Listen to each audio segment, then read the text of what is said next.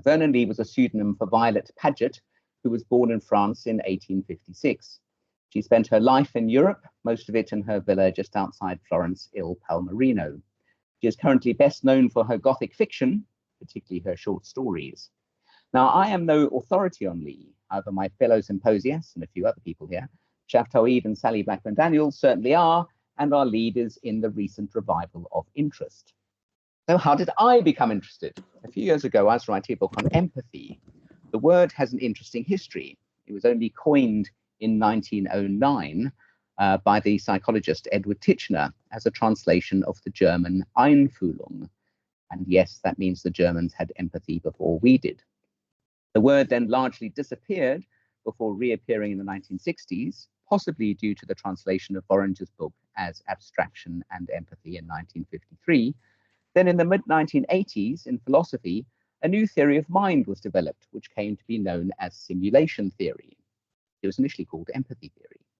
Empathy, basically taking the perspective of others and as a result sharing their mental states, is the core concept of that theory. Hence, empathy became all the rage both within philosophy and, thanks to all kinds of people, including President Obama, outside it. As part of my research for the book, I was looking into the early history of the modern concept, which was developed by various people working in the psychological aesthetics in Germany in the late 1800s. It was then that I came across Lee. She was very interested in aesthetics, which she thought merited scientific study. And her partner at the time was a woman called Clementina Anstruther Thompson, Kit. And Lee used Kit as a scientific instrument, placing her in front of pictures and then noting changes in her emotional states, breathing, posture, and so on. And together they produced a paper, Beauty and Ugliness, detailing their results and the theoretical basis of these results. So put crudely, the view was that beauty, ugliness, and other aesthetic features were the result of a viewer behaviorally mimicking the object, mimicking the formal properties of the object, in front of them, and then projecting the results back into the object and perceiving them there. And this is the basic structure of at least one version of empathy. I mimic your situation. As a result, I feel certain mental states, which I then project back onto you, and as a result, believe that you have them. So the paper was taken seriously by the leading German thinkers of the day, and the principal theorist, Theodor Lipps, even took the trouble to write a scathing review. And German was one of the 5 languages Lee spoke, so an extensive debate ensued. And in the late 1880s, Lee and Kit had gone their separate ways, and Lee's views had changed. In essence, she saw 2 things wrong with her previous view. First, we cannot mimic something unless we already see the properties we are mimicking in the object in front of us. But the mimicking was supposed to be the cause of our seeing those properties. Hence, the account was blatantly circular. And second, the account was supposed to be of the beauty of the object. The analysis is in terms of the effects of the object on the viewer's psychology. Basically, it causes the viewer pleasure. But this means the beauty ends up in the wrong place, in the head of the viewer, not the object. And Lee never really found a satisfactory solution to this. Now, Lee republished Beauty and Ugliness with a commentary plus a few other pieces in a collection also called, confusingly, Beauty and Ugliness. And in this, she goes into detail about the nature of the viewer's mental states and worries unceasingly about the problem of getting beauty out of the head of the viewer and back into the picture. Incidentally, she is able to take her revenge on Lipps for his review. Lipps's own solution to this was that the viewer projects the mental states back into the picture, a view Lee rightly identified as nonsense. So armed with all this, I joined a panel organized by Marion Thane for a conference in Florence in Harold Acton's old villa on fin de siècle aesthetics. It was an Ing-Lit conference. I didn't know anyone, and only one person took the trouble to talk to me. I then put this all to one side for a few years until I read an email advertising a day of talks on Lee organized by the English department. It had Schaff's name on the bottom. I was not free on the day, but emailed Schaff, who put me in touch with a colleague of his, who turned out to be Sally. The rest, as they say, is history. Sally and I organised a BSA-sponsored conference, which some people here came to, in Cambridge, and then I gave a paper at a conference Sally and Shaff organised in Florence. And that conference, incidentally, set a benchmark possibly never to be beaten in terms of venues. It was held across the Lyceum Club, the British Institute of Florence, and Lee's Villa El Palmerino. So somewhere along the line, I realised that Sally was, in fact, the person who had taken pity on me in the earlier conference in Florence. Now, I found more fellow enthusiasts for Lee in philosophy, including Jesse Prince in New York, who gave a keynote at the Cambridge conference, and Tom Prochaska, a young German scholar who's working on the correspondence between Lee and the German aestheticians. And Prince and Prochaska have both published papers on Lee recently, and I have one in press and one in the pipeline, and possibly one other when I eventually get round to sorting out the papers from the Cambridge conference. So what makes this all more than just very good fun? Why should we take Lee seriously as a philosopher? Well, I think for three reasons. First, partly for contingent historical reasons, those interested in art theory tend to think of Clive Bell's 1918 book Art as the beginning of a certain influential theory of formalism. It puts it in an entirely new light to see Bell's book as, which I think it was, just one step along the way in a theory developed to a significantly more sophisticated level by Lee. And second, Lee's work on empathy still bears reading. The problems she identified, particularly with attempting to give the claim that we can feel another's emotion in any definite sense, are still with us. Finally, and this is what of particular interest to Prince and others in the States, she lays a lot of the ground for contemporary theories of embodied cognition, the claim that our attempts to know the world are shaped by the state and capacities of our bodies. Now, working on Lee has been a joy, not only because she's so fabulous and so maddening, but because my fellow Lee enthusiasts are such good company. So it only shows, and let me just show you this picture. This is Sally and me at the El Palmerino conference doing kind of dancing in the olive grove at the back. I like this photograph because Sally looks so relaxed and I look as if I'm just about to, or I believe I'm just about to be guillotined. So it only remains for me to thank Shaff and Sally for lending their expertise to this workshop, and thank Sally in particular for the incredible generosity she has shown in sharing her expertise to help me in my faltering steps to get to grips with the Lee corpus. Thank you. We'll see lots of synergies between what I've got to say and what Derek's just said and what Sally's going to say in a minute. We have worked together, I guess, on a variety of things. My background is in English literature. I'm a historian of reading by training, so I'm kind of interested in how people read and how they respond to their reading. And that's how I got into Vernon Lee, because she's possibly one of the most extraordinary readers in the late 19th and early 20th century. So she's a prodigious reader and she keeps extensive records of the things that she reads. So between 1887 and 1900, she keeps 11 volumes of commonplace books, runs to several thousand pages, detailing everything she reads with her evaluative commentary. Later on in her life, in the 1920s and 30s, she keeps pocket notebooks. There's some 30 volumes of these, not all of them fully completed. Some she starts and abandons, but they have sort of brief notes of things she's reading.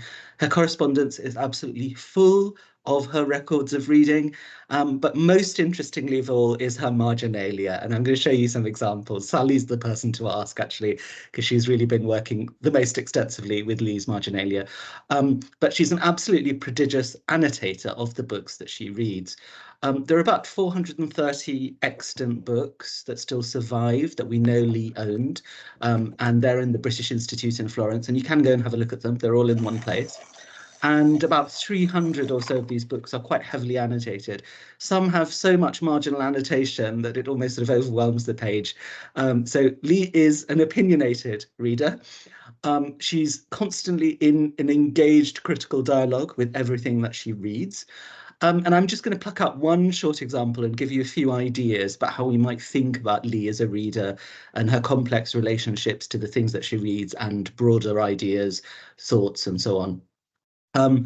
Lee's interesting in terms of being a reader in this period because she reads in so many different disciplines. Derek's already mentioned Lee's interest in philosophy, for example, but she also reads a great deal in politics, in economics, in art history and cultural history, in anthropology, in sociology, in the social sciences. She reads a lot of scientific work as well, so she's very interested in evolutionary science, in genetics, and so on.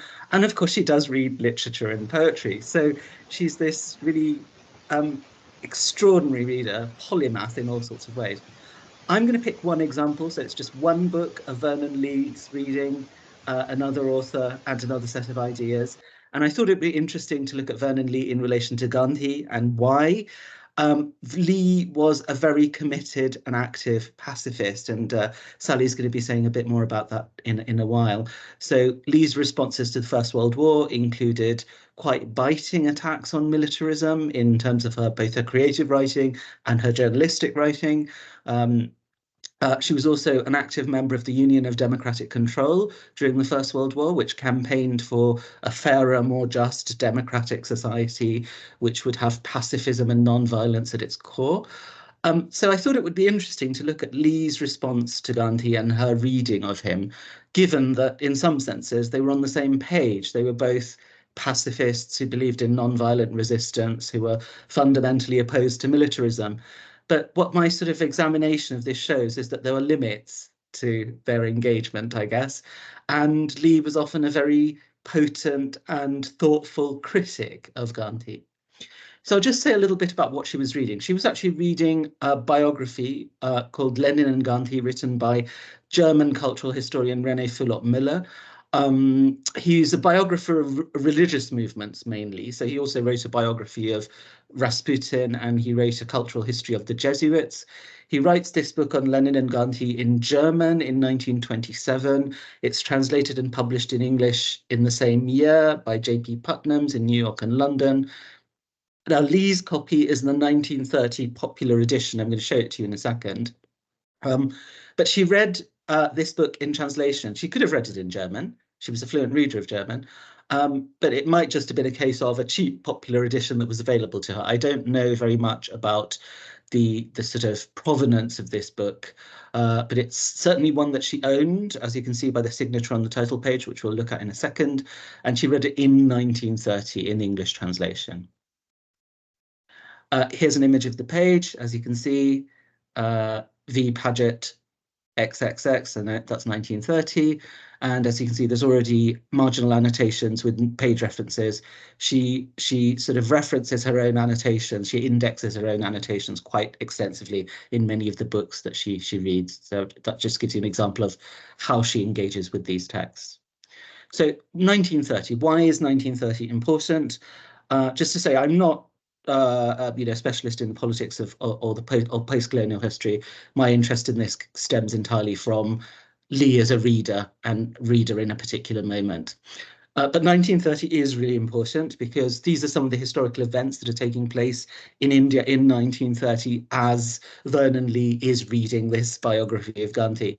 So we've got the Declaration of Independence Day by the Indian National Congress.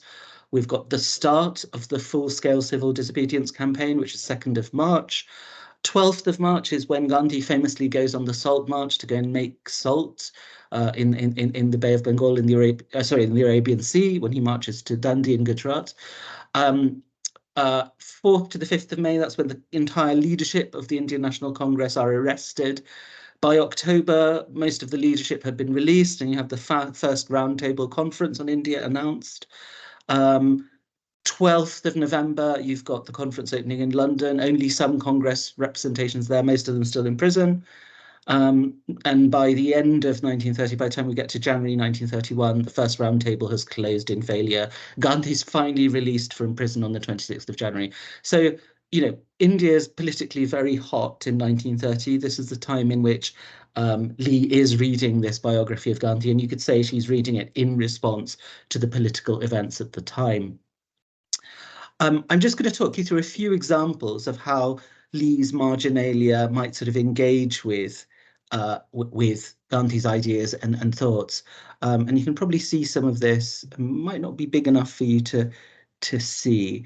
But for example, she has a varied ways of annotating the text. So she will underline, she'll put 1 or 2 or sometimes 3 bars in the margin, and then you'll have textual marginalia as well. So for example, on the left, she looks at what Philip Muller has to say about Gandhi's reading of Hindu scripture. And you can see on the left-hand side, there's an annotation saying partly informed by scripture. So she's sort of very interested in this idea of how religious scriptures provide excuses for particular social inequalities. That she's kind of quite trenchant in her views on this. There's sort of more of that commentary on the right-hand side, where she talks about, I mean, quite caustically, I think some of the comments are quite acerbic. She says, "What a liberation the Mohammedan conquest must have been after the failure of Buddhism." I mean, I think there's sort of trenchant critique there of several different religious traditions, as well as Fulop Miller's interpretation of sort of Gandhi's criticism of caste inequality. So there's multiple levels of sort of political and philosophical engagement there. In some senses, Lee is very much aligned with Gandhi on issues such as his opposition to militarism, such as active participation in non-violent action. But there's a very big area where there's disagreement between the two. Obviously, Gandhi doesn't read Vernon Lee, so we don't really know what his opinions might have been. So this is partly a one-way dialogue. But Lee's opinions are fairly clear and fairly complex. So, for example, I think this is both a critique of Gandhi and Gandhi's biographer, Philip Miller. And the bit she's underlined here is about clothing. "I must refuse to insult the naked by giving them clothes they do not need, instead of giving them the work they sorely need. The ill-clad or the naked millions of India need no charity but work." And she's underlined "need no charity but work." And as you can see at the top, she's put a comment, "A mixture of 1848 socialism with medievalism." She's not kind of really very impressed or very convinced by this argument, because while she understands that, you know, one of the ways in which you ameliorate economic inequality is through work, she also doesn't see why you're not offering people clothes when they need it. You know, what sort of spiritual or other excuse you might have for that. Need no charity but work. She's not convinced by this. And similarly, I mean, I think Sally will be best placed to comment on this, on issues around Lee and dress and appropriateness, but sort of a bit further down, Fulop Miller talks about the dress of the middle class and Gandhi's understanding of particular ways in which, you know, clothing should be used or appropriated. And Lee doesn't agree with this. So the sentence here is, "The dress of the middle class has undergone such a transformation that it was not fit to be given to poor people. It would have been like giving discarded costly toilet brushes to them." And Lee's absolutely scathing about this. As you can see, she says "excuse" in the right-hand margin with a sort of, you know, quite a bit of underlining there. So I think she's both critical here of Gandhi's ideas about, you know, the relationship between charity, work, and self-sufficiency, and also Philip Muller's interpretation of this, which seems to her to be irrational. It's not based on any kind of rational need or requirement, and she sees it as an excuse. There's quite a lot of this. I'm just going to pull out one more example because I don't want to take up too much time, because I'd like to leave more time for discussion. But I'm currently writing a chapter about this for a book that Sally's co-editing. So you'll be able to sort of find out more about Lee's engagement with Gandhian ideas and her dissent from it in some ways. I mean, I find the fact that one pacifist thinker can critique another pacifist thinker so extensively, I find that kind of incredibly interesting in itself, because this, you know, this sort of response, Lee's marginalia in particular, was a big surprise to me. I would have expected more alignment of thought. So, for example, towards the end of this book, Philop Miller presents Gandhi very much as a spiritual and ethical thinker whose thoughts are based on particular ideas of religious ethics and principles and spirituality. Lee's pacifism was based on rationalism. So there's big divergence here, and this comes up again and again in the responses. And I think Lee is very critical of the ways in which people try to mysticize or spiritualize particular forms of thinking. So, for example, Fulop Miller says that India was well advised when she decided to follow the prophet of sympathy and truth. And as you can see, she's underlined here sympathy and truth, profoundly disagreeing with the idea of prophets and prophecy, as you'll see below in her comment. And Philip Miller says the figure of the modern cosmopolitan professional politician imported from Europe is alien to the nature of India. Big cross mark, as you can see, from Vernon Lee on the left, totally disagrees with this. She was a committed cosmopolitan herself and certainly didn't believe that cosmopolitanism was alien to the nature of India. And Philip Muller goes on to say it would never arrive at anything real, at any real inner understanding with the people. What India needs is just that blending of the religious and the political, which is incorporated in Gandhi, the type of the political guru. Now, she profoundly disagrees with this. She sees this as an essentialist, spiritualized, partly exoticized reading of both Indian philosophy and Indian contemporary politics in the 1930s. And I think her comment at the end is quite trenchant. So she says, to call Western civilization satanic and renounce cherished habits in order to dissolve it is not sympathetic, heavily underlined. I'm probably going to stop there because you'll want to hear from Sally, and then we should leave some time for discussion. But this is just to give you one example of one book that Lee read and responded to very trenchantly, where I was expecting to find a much greater alignment of ideas, but actually there was quite a lot of divergence. And I think that's where the interest for me really lies. She's an amazing active reader and critic, and you can see the ways in which some of her thoughts are worked out through her marginalia. And I'll stop there and stop screen sharing. Thank you. I'm interested in material culture. I'm interested in Lee's intellectual history. And like Derek, I'm very much interested in her philosophy, especially after meeting Derek at that NAVSA conference. He's kind of opened my eyes to empathy a little bit more. And the whole of my study really is indebted to Shaf, whose scholarship on Lee and evolutionary science inspired my PhD, actually. And that led me to thinking about Lee in terms of anthropology. And that began to kind of change the way I thought about the Ballet of the Nations, which is one of Lee's texts, which I have here, and how the war dance was evident in that and changing text performance. But that's another story. So the pre-war generation. So as you can see from the screenshots of my Twitter from Wednesday evening, the topic of conscription is a fairly timely one. General Sir Patrick Sanders suggested that the pre-war generation needed to be prepared for armed service. This use of pre-war, I would suggest, essentially predicts the UK's input into a future or present day war.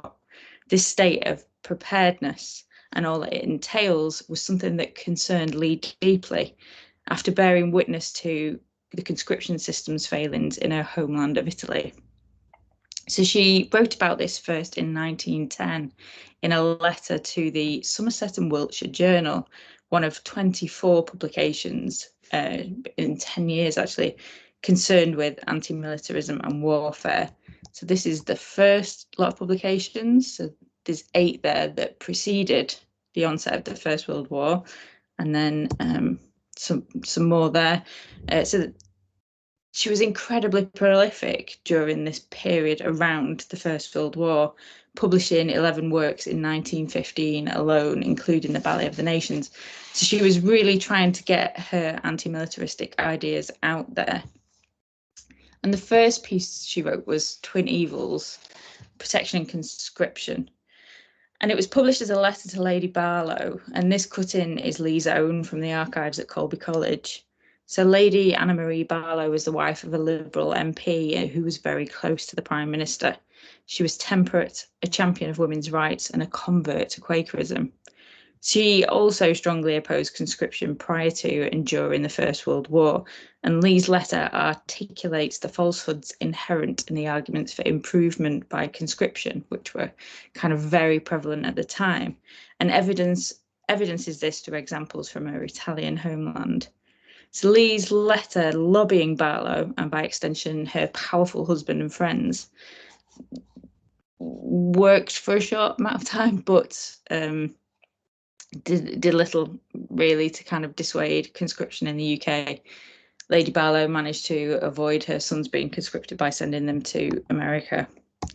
And this is what Lee was trying to avoid, the Military Service Act, which was put into place in 1916, applied to unmarried men between the ages of 18 and 41. There was, of course, the opportunity to conscientiously object at local tribunal level, but these certificates of exemption could be temporary or subject to withdrawal. So this is some graffiti by Percy F. Gould's brother, and he was one of the Richmond 16 conscientious objectors imprisoned in Richmond Castle and later transferred to France under orders to fight. When the men refused, the British Army subjected them to a sham firing squad and then forced them into hard labour because of their beliefs. So these anti-militaristic, pacifist or objecting beliefs were punishable, and Lee's neutrality, her participation in the Union of Democratic Control, as Shaft mentioned, and her objection to war led to her being shunned by her compatriots and friends, but obviously she didn't struggle like the Richmond 16. Yet this didn't stop her from producing critical commentary on the actions of the British and European governments and the nationalist press, and her blindly patriotic countrymen. And the reason why I've chosen this is I'm doing some work with English Heritage, and we're hoping to kind of maybe do a short reading of Lee's pacifist texts in front of this kind of graffiti in the cells at Richmond, which would be very exciting. So I just want to show you some of the, Shaft talked about the notebooks that Lee kept, and there's a series of these notebooks between 1912 and 1925 where Lee journaled current events, and these notebooks provided material for her published war works. You can see an example here from July 1915 where Lee was staying in Bloomsbury, Shulbreed and in Wales, and you can see from the right hand side Lee is talking about suffering. And these notes were reworked frequently into essays and into letters for journals, and that particular notebook ended up being kind of part of Enmity, War and Peace, which was published in 1950s. The notes were from July, and then by October it was in publication. And she writes in this piece, as regards myself, the notion of great good being bought at a price of great suffering is in a way blasphemous. For what is the value of good bought at such a price? And what kind of peace could it be that should be bought at the price of such war? Why, even if such peace could be real, could be sure, it would be accursed for the price that it cost, a blood-stained treasure, a murdering usurper's throne, haunted by avenging ghosts. And Lee, this is a theme that Lee kind of picks up right away from Baldwin through Vital Lies, and there's a sense of an anger at the idea, I think, of a kind of utilitarianism. Derek will be able to help me with that. I don't know, but there's this sense that these dice are loaded, and that you know, peace shouldn't be bought at such deep suffering.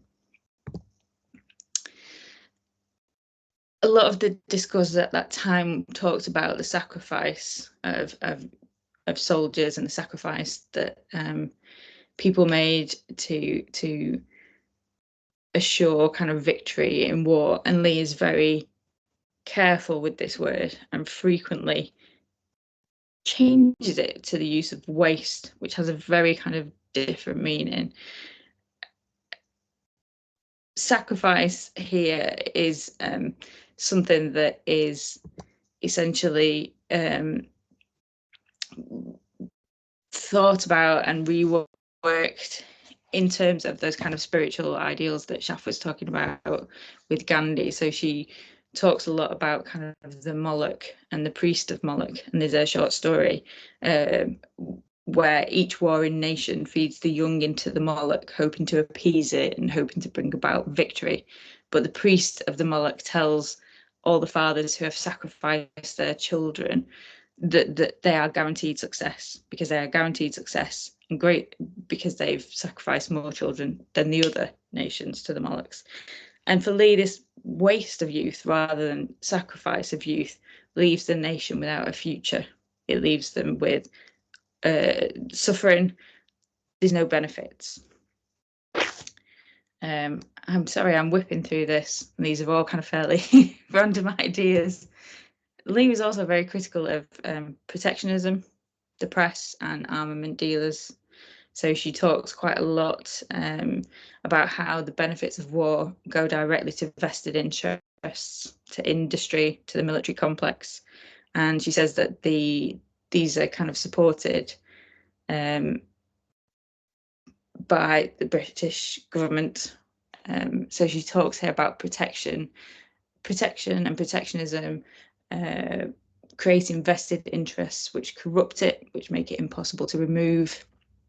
It puts a bounty, draws into false development industries which suck money out of the country and can't be got rid of because the whole political life becomes subservient to the people who have put money into them. And then she continues, meanwhile, all in order to fight out commercial and industrial supremacy with powder and shot instead of with brains and training, reasonable education, bodily and mental. And we try to meet our difficulties by protection, which wastes wealth, and conscription, which wastes time and acquired skill. So these are kind of, I mean, these all seem very kind of timely. These kind of discussions are being reinvigorated once more. So yeah, I'm open to talking about these again at the end. I also want to talk about Lee's interest in this woman, Edith Cavell. So Lee was a neutral, as we know, and her unique perspective and experience as a cosmopolitan polyglot was often a barrier to her influence in England, because English people didn't trust her because she was from the continent. She was particularly interested in Edith Cavell's case. Cavell was a British nurse working in German-occupied Belgium during the First World War. She helped hundreds of British, French, and Belgian soldiers escape the Germans and was arrested, tried, and executed by the Germans in 1915, despite public outcry. So Lee discussed the political response in her notebooks to Cavell's death and quoted extensively from the press, who used this to further the cause of the British military complex. And nowhere more so than here on Once a German, Always a German piece of propaganda. Lee frequently returns to this poster, and the image there that I've highlighted is supposedly inspired by Cavell. On April 30th, 1916, Lee suggests that the poster is a good psychological document, as it vivisects this foul disease lodged even in noble souls. It says, once a German, always a German, and the pictures show you the German at work. The logic is, this individual I show you is a German, and as you see, a ruffian. As he is a German, so are all other Germans like him. Hence, being like him, because he is a German, every other German must be a ruffian. In short, Socrates is mortal, Socrates is man. Hence, all men are like Socrates, mortal. So I've almost ended on some philosophy, which has brought it back to Derek. And finally, I just want to leave you with one of the most interesting quotes, I think, from Lee's notebooks, and it's where she writes, the best thing for future peace is present peace, immediate peace, no more accumulation of hatred. Thank you.